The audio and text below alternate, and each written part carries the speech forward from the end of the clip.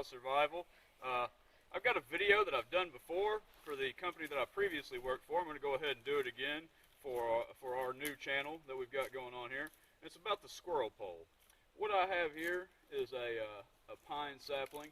It doesn't really matter what type of tree you use, as long as it's a straight tree, 10 to 12 feet, that'll work.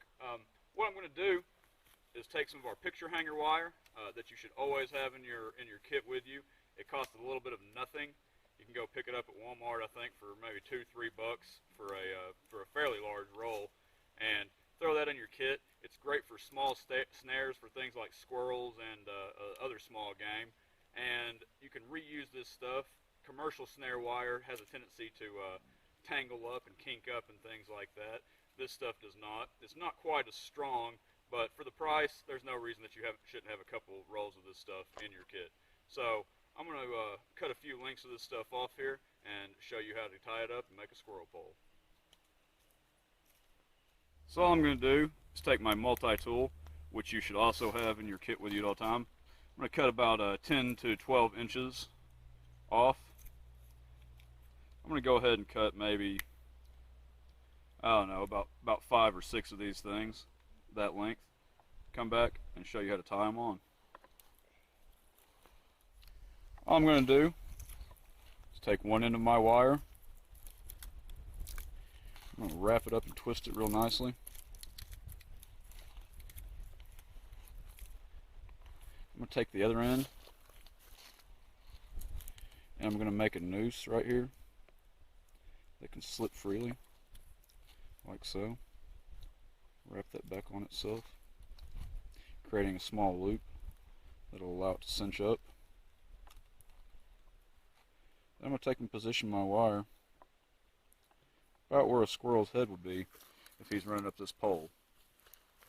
Now, the reason that the squirrel pole works is that Mr. Squirrel is all about doing things the easier way, just like any of us. So if he sees an easy way to get up into a fruit tree or into an oak tree for acorns, he's going to come running up this thing. I'm going to go ahead and tie a few more loops on this thing and show you what the whole thing looks like and give you a little bit more explanation. So there it is, our completed squirrel pole. We have 5 snares on this. You can see some of them towards the top, kind of randomly spaced.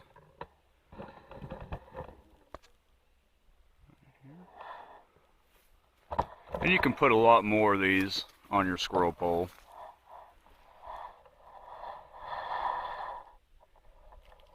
I've heard people say that they've put these in a spiral pattern and put as many as 20 of these on here.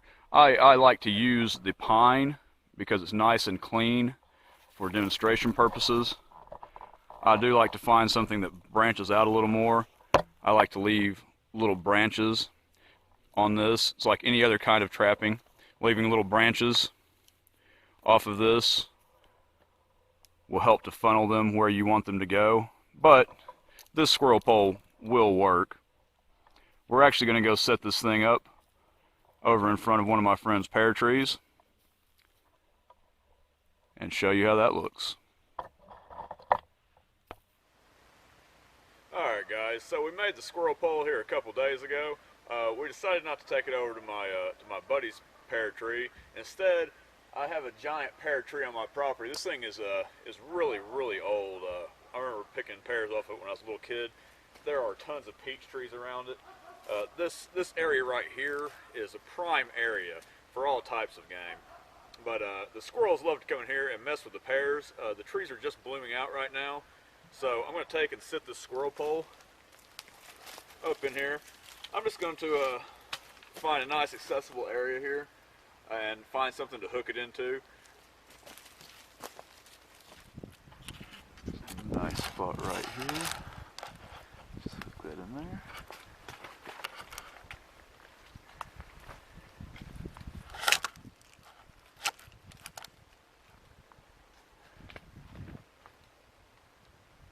Just like that.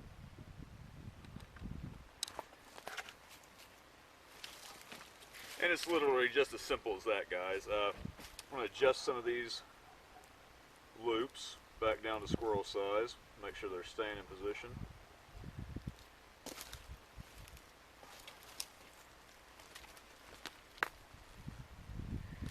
Like I mentioned before, the tree is just blooming out, so there's no fruit on it right now, but putting this out here ahead of time is going to take all of my scent off of it and get the animals that come around the area used to this being here, so they won't think anything of it. So when Mr. Squirrel comes in here and tries to steal my pears, he's going to have a surprise waiting for him.